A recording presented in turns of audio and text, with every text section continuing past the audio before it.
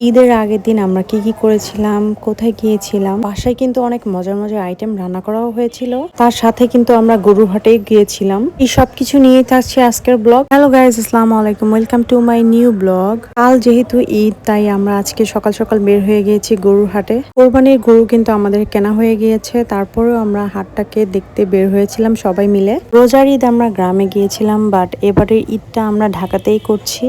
এই হাটে অনেক গরু ছিল, তার সাথে গত বছরের তুলনায় এবছরে গরুর দামও কমেছে। বিভিন্ন জায়গায় বৃষ্টি হওয়ার কারণে গরুর দাম কিন্তু অনেক কমে গেছে, এজন্য অনেক গরুই বিক্রি হয়ে যাচ্ছিল।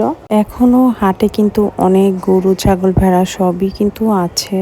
ইভেন আজকেও কিন্তু অনেক মানুষ গরু হাটে এসে গরু কিনে নিয়ে যাচ্ছে। এত পরিমাণে ভিড় ছিল, আমি উপর থেকেও আপনাদেরকে ফোকাস করে দেখাচ্ছি যে কি পরিমাণের মানুষ এখানে এসেছিল।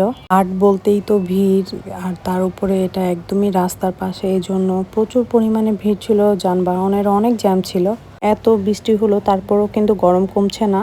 এই হাটে কিন্তু গরু, ছাগল, তার সাথে সাথে ভেড়াও উঠেছিল। এত গরম, তাই আমরা ভাবলাম একটু ঠান্ডা ঠান্ডা কোনো কিছু খাই। তাই একদম হাটের ঠিক পাশেই ছিল চা জয়, আমরা সেটাকেই সিলেক্ট করি। চা জয়ের প্লেসটা খুবই ছোট, বাট এটার যে ড্রিঙ্কস গুলো ছিল সবগুলোই বেশ মজার ছিল। কোনো শেকের সাথে আপনি এক্সট্রা করে তাদের যদি কোনো কিছু অ্যাড করতে চান তাও অ্যাড করতে পারবেন। আমি আপনাদেরকে একটু প্লেসটা দেখাচ্ছি। আমরা ড্রিঙ্কস অর্ডার দেওয়ার 5 মিনিটের মধ্যে ড্রিঙ্কস গুলো আমরা পেয়ে যাই। আমরা এক একজন এক একটা নিয়েছিলাম, স্ট্রবেরি শেক, অরিও শেক, আর এমনি টিটা। এরপর খেতে খেতে বাসায় চলে যায়। বাসায় গিয়ে দেখি আমার শাশুড়ি মায়ের বারান্দাতে খুব সুন্দর ডালিম হয়েছে, সেগুলোকেই আমি ভিডিওতে ক্যাপচার করছিলাম। মাশাআল্লাহ, দেখতে খুবই ভালো লাগছিল। এটা কিন্তু টপে লাগানো ছিল, তারপরে মাশাআল্লাহ দিলে খুবই ভালো ফলন হয়েছে। এটার ভিডিও করতে করতেই দেখলাম আন্টি আঙ্কেল এসেছিল বাসায়। এটা আমার দেবরের শ্বশুর শাশুড়ি, তাদের জন্য এই মজাদার কিছু ডিশ রান্না করা হয়েছে। এখানে ছিল পোলাও, ডিম ভুনা, মুরগি, তারপরে তার সাথে ছিল চিংড়ি মাছ। খুব অল্প টাইমের মধ্যে এসব করা হয়েছে। আর গেস্ট আসলে বাসায় তো একটার পর একটা আয়োজন করাই হয়। আজকের এই সবগুলো রান্নাই কিন্তু আমি আর মা মিলে করেছি। এই তো পুরো টেবিল সেটআপটা আমরা করে ফেলেছি এখানে।